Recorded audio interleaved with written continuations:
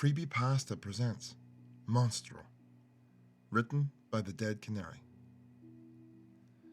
They say the tree bleeds when you peel off the bark. Liz's eyes flickered in the orange light. Her lips curled into a small smile, as if she enjoyed that particular detail. That's ridiculous. There's no way a tree could bleed, Tucker said, yanking his burning marshmallow from the fire. There are photos, though. I've seen them all over Instagram. Bright red blood oozing from the bark. It's supposed to be the blood of the Monstro's victims, I added. The legend goes, the tree absorbed all the blood spilled at its roots. Now instead of sap, human blood pumps through its veins. Tucker let out a peal of laughter. Absolutely not. That's ridiculous. Come on, you guys were in my biology class. You know there's no way human blood is pumping through the xylem and phloem. It's true, Liz said, shooting him a glare. You know what? I bet the whole thing is a myth. I bet Monstruo himself didn't even exist. I glanced at the tree. It stood in the shadows several yards behind us. Blackened bark, leafless branches, a sore thumb in the forest. The hanging tree, or el árbol ahorcado, as some of the locals called it. It's nothing more than a tourist trap, Tucker continued. A tourist trap only the locals know about. Doesn't make much sense to me, I said. Tucker sighed. You know what I mean. His marshmallow fell into the fire with an unceremonious plop. It's an urban legend to tell around campfires like this one. A spooky haunted tree, the legend of a perverted cannibalistic killer. It sounds like the plot to a Stephen King novel. I guarantee you, Monstruo wasn't real. He was real. Every single person in this town who's old enough to have seen it says it happened. I glanced over at him. And this tree is where he hung his victims' bodies. Tucker laughed. The sound echoed off the trees, making it sound like a chorus was laughing with him. Yeah, and those same locals just call him Monstruo, the Spanish word for monster. If he's real, why don't they call him by name? Because they don't want to give him the dignity. It was Liz speaking now.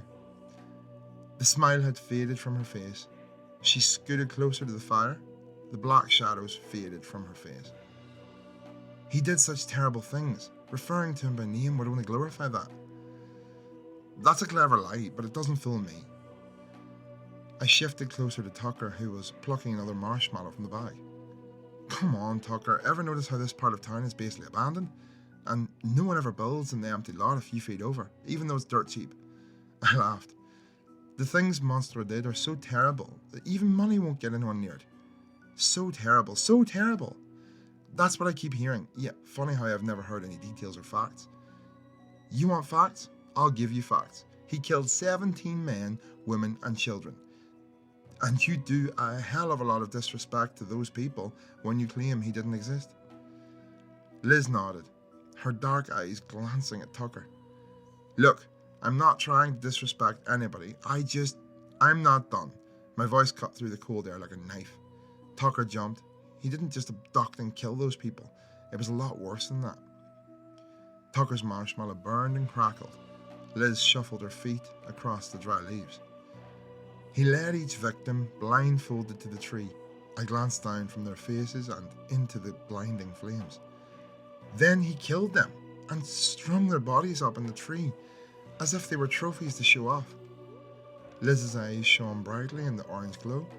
She wiped her sleeve across them. And then he eviscerated them. Oh, Tucker said softly. Then he took them back to his house, but not before he removed their right shoes and added them to his creepy-ass memento box. And then, do I have to say it? I asked. The pillar of smoke billowed up between us, shrouding Liz and Tucker in a grey veil. He ate them, Liz whispered to him. Oh, come on, what a lot of nonsense. Tucker stood up and rolled his eyes. I can guarantee you there is not a shred of truth in that story. No Monstruo, no cursed tree. Someone probably just made it up on the internet. You think you're so smart, don't you? He laughed, blowing on the blackened marshmallow. Yeah, you bet I do. Then how about this? The day after Monstruo died, the tree died. Then all the foliage, within a few feet of it. Nothing grows there to this day. I gestured to the tree, barely visible from our spot near the campfire. You can't deny that, Tucker. You can get your lazy ass up and see it for yourself. Tucker didn't reply. Go on, look at it, Liz said. Her smile was back. Ooh, are you too scared? Tucker grumbled and turned around. I can see it from here, and you're right. But obviously the tree died because everyone peeled off its bark. Okay, so that's why the tree's dead. Maybe. But what about the fact that nothing grows around it? The tree's roots probably choke everything out, or the soil's too compacted from all the teenagers visiting and stomping it down. Right, let's talk about those teenagers. I smiled, leaning closer to the fire. My face grew uncomfortably warm. They climb it, decorate it, make out under it. Hang effigies from it? Liz added. Even now, a stray piece of rope hung from the lowest branch, swaying in the wind. I tried not to look at it. Yeah, and do you know what happened to those teenagers? No. Adrian Keller climbed it to take a selfie. A month later, he was committed to a mental hospital because he violently attacked his mother. Okay, so he was probably crazy before he even saw the tree. I'm not done yet, I snapped. On a fine Wednesday afternoon, Greg Patel skipped school to hook up with Arya Stewart and went underneath the tree. She got pregnant and months later miscarried. Something so terribly deformed. The doctors refused to call it a fetus. Tucker didn't have a snarky reply for that one. And Sydney Taylor, let's talk about her. After hanging an effigy from the tree, she started sleepwalking. At first, she'd wake up under the tree, then she'd wake up in neighbours' lawns. Finally, she woke up in one of their houses, surrounded by a pool of blood and 2 corpses. That's enough, Liz muttered. He gets the point, you don't need to repeat it. She'd taken off the right shoe of each corpse and stripped them naked, and each one was missing large chunks of flesh.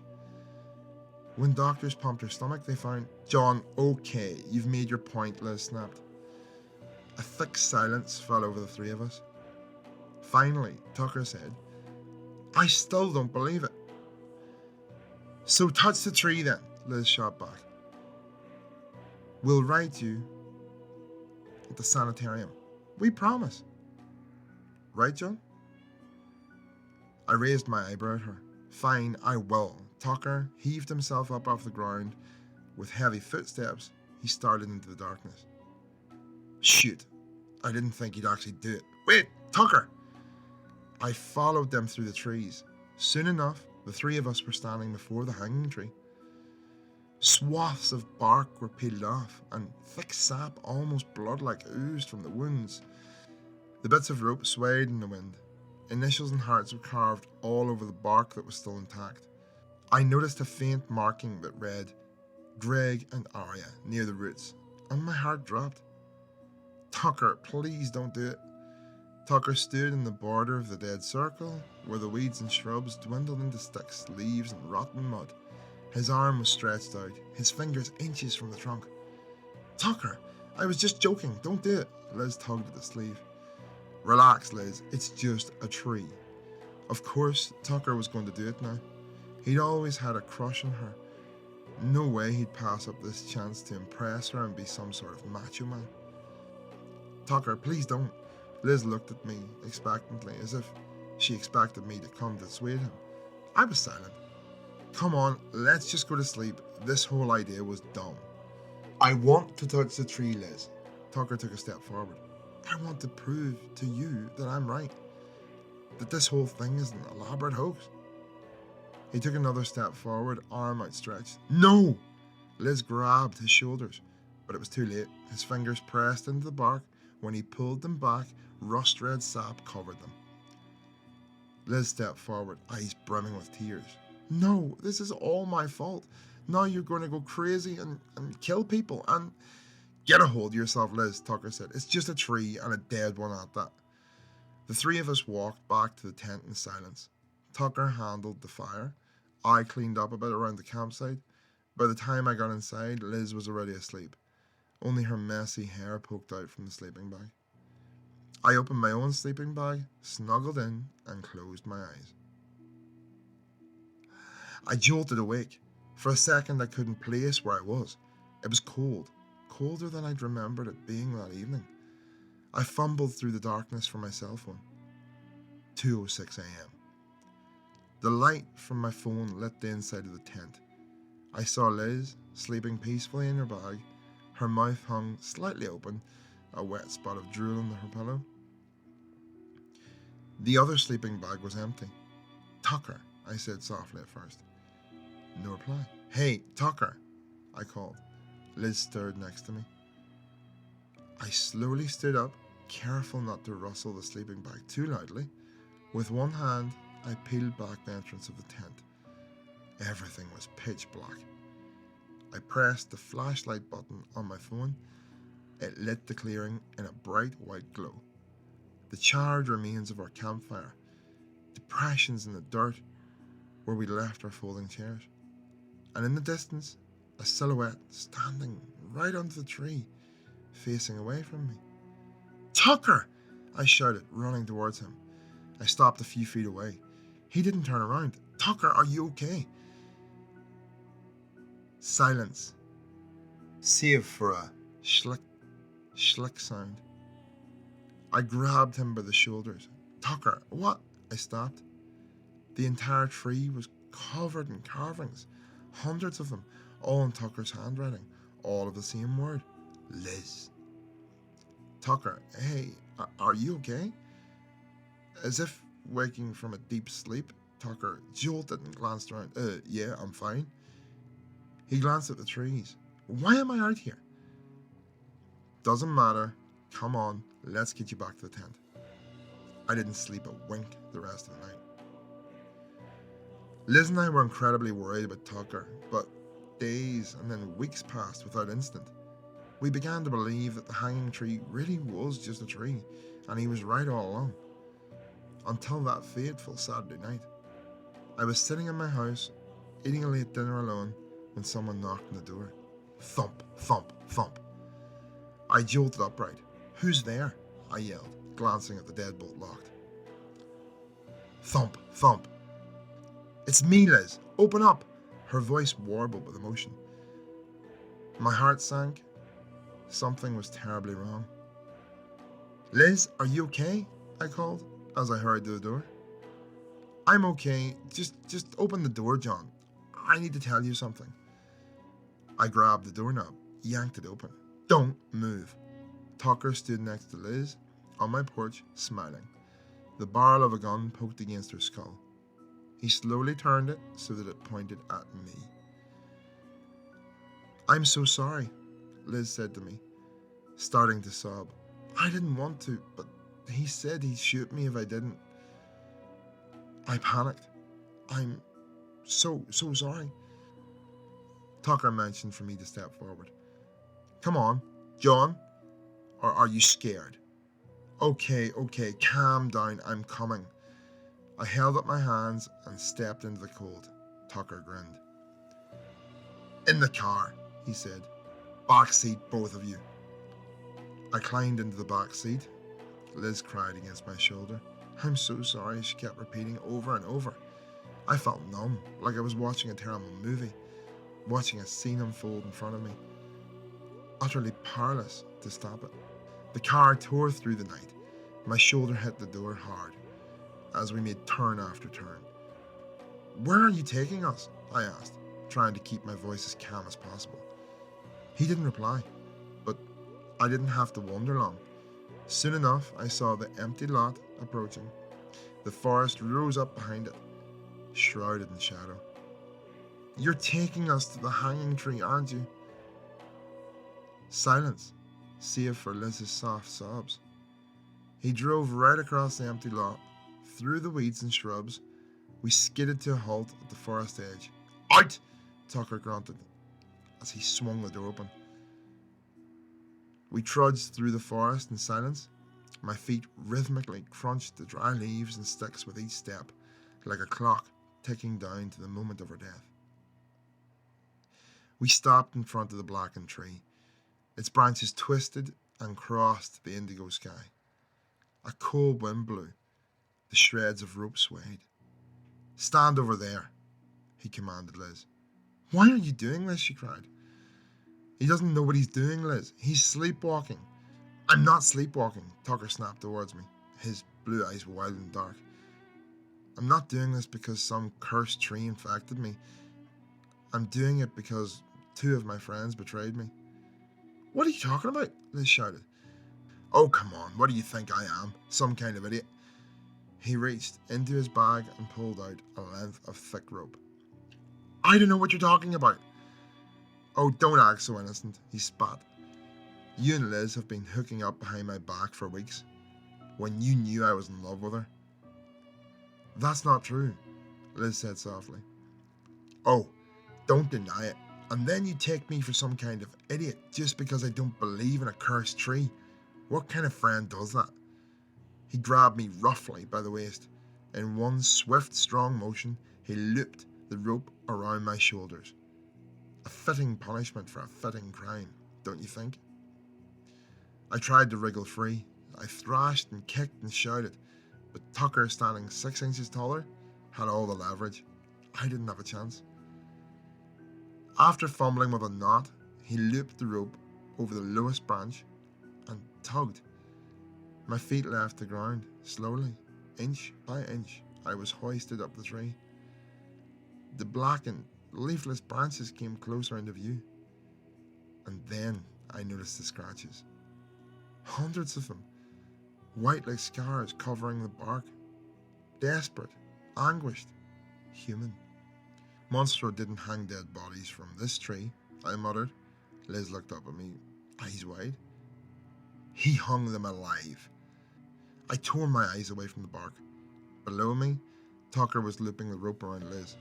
She wasn't crying anymore. Instead, she was thrashing, kicking, fighting. But she wasn't strong enough. Moments later, she was hanging next to me. Tucker dragged his bag over the ground. With a zip, he pulled it open and reached inside. A steel knife glinted in the moonlight. Then he walked over to us. First, he gently pulled off my right sneaker. Then he pulled off Liz's boot. "Please, Tucker, don't do this," Liz pleaded one last time.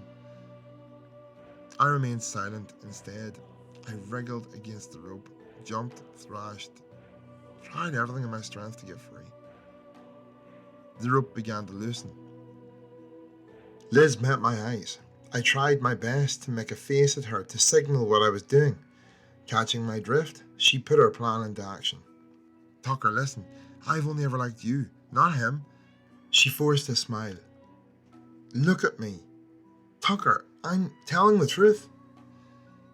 He took a step towards Liz and finally tilted his head up to look at her. I fell to the ground, charged and tackled him. After getting in a few good punches, I leapt up and pulled down Liz's rope. "We need to call the police," Liz said, latched onto my arm. "We need to." Thump. Tucker collided with her. The scene played out before my eyes as if in slow motion. Tucker grabbed her by the wrists. He dragged her across the mud. In one frenzied motion, he pressed her hands against the tree trunk. She screamed. I leapt at them, but it was too late. Liz was shrieking, looking at her hands. They were covered in sticky red sap. "I touched it! Oh my God, I touched it!" she cried out in disbelief. "Come on, let's go," I cried, grabbing Liz's wrists, yanking her towards the lot. "We need to go." Tucker was already reaching for the knife, his face twisted in an expression of anger. "Liz, come on!" We ran through the forest, through the empty lot, and into the night. That night, Tucker was arrested for assault. The following morning, they found his cellmate dead, on the floor, lying in a pool of blood, missing chunks of flesh. Liz started sleepwalking a week after the events. She committed herself to a mental institution the next day. We exchanged letters sometimes, but I don't think she's ever going to leave that place.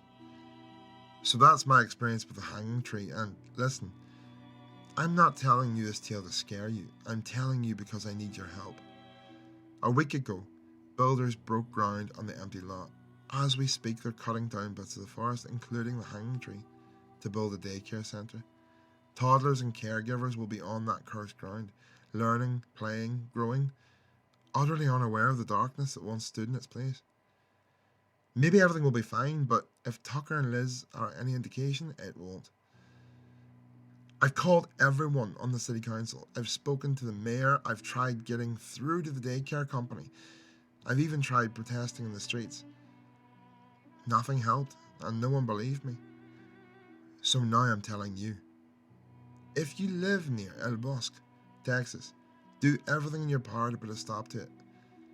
If enough people complain, maybe they'll get discouraged and give up.